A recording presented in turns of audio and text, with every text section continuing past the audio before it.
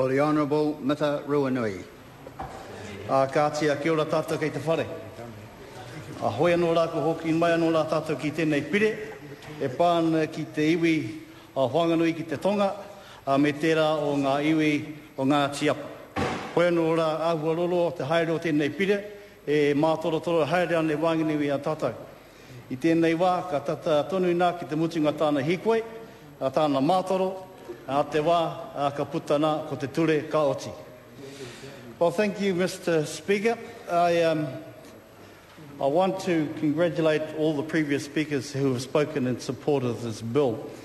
Now, the reason why I want to do that is because I'm impressed by the level of collaboration and cooperation there has been throughout the parliamentary process, in particular the Select Committee process, wherein that what I witnessed through the hearing and submissions was a strong willingness to get this bill through, because it was expressed very strongly by Southern Wanganui Iwi and also Ngāti Apa that they had reached a conclusion on how these matters should be settled, and therefore wanted to expedite this bill without any delay.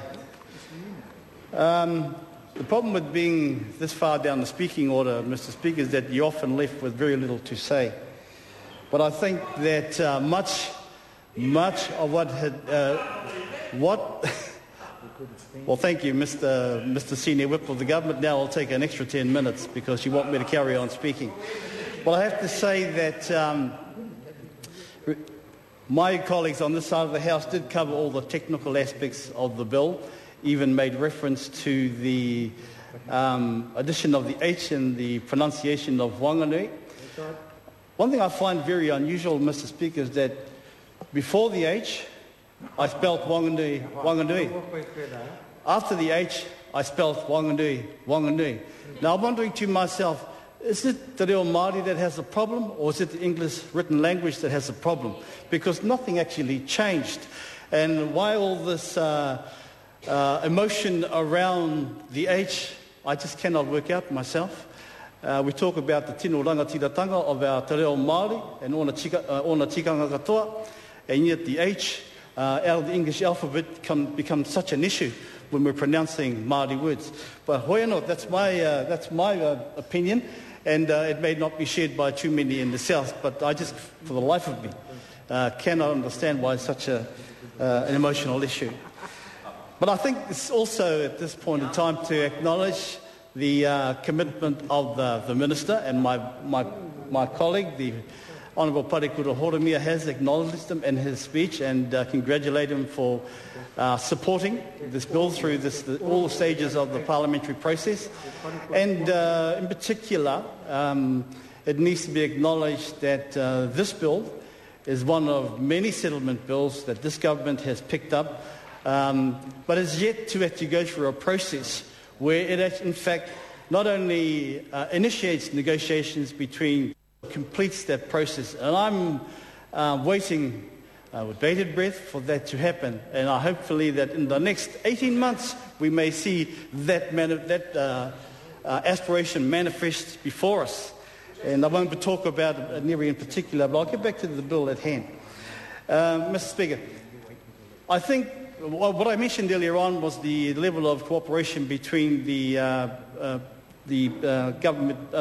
parliamentary MPs and the members on the Māori Affairs Select Committee. What needs to be acknowledged is a credible cooperation between the iwi of Ngāti Apa, the North Island iwi Ngāti Apa, and also the Wanganui Iwi, Southern Wanganui Iwi. And what I'm referring to in particular is the fact that during the initial negotiations, it was raised by the Wanganui Iwi that they had interests in the whenua and the Kaitoke prison, with a prison site and also various areas, 50% share in forestry. Now, usually when these issues are raised, it takes quite a bit of time to resolve them. And it's not an easy undertaking. In fact, some of these issues can delay bills, settlement bills, for a year or so, and I have experienced such situations. Actually, there are some examples that still exist where issues of overlapping interests have been raised and have yet to be resolved. And I can think of one in particular that probably spent a couple of years since they've entered into negotiations about these overlapping interests, and still, as to today, have not yet resolved them. But Iwi in question, in terms of this settlement bill, did understand that there were overlapping interests, and they themselves had the responsibility to resolve them, and they themselves would call the various stakeholder groups together with the intention of resolving the interests and come out with a win-win outcome, then resolve all overlapping issues pertinent to all that we mentioned.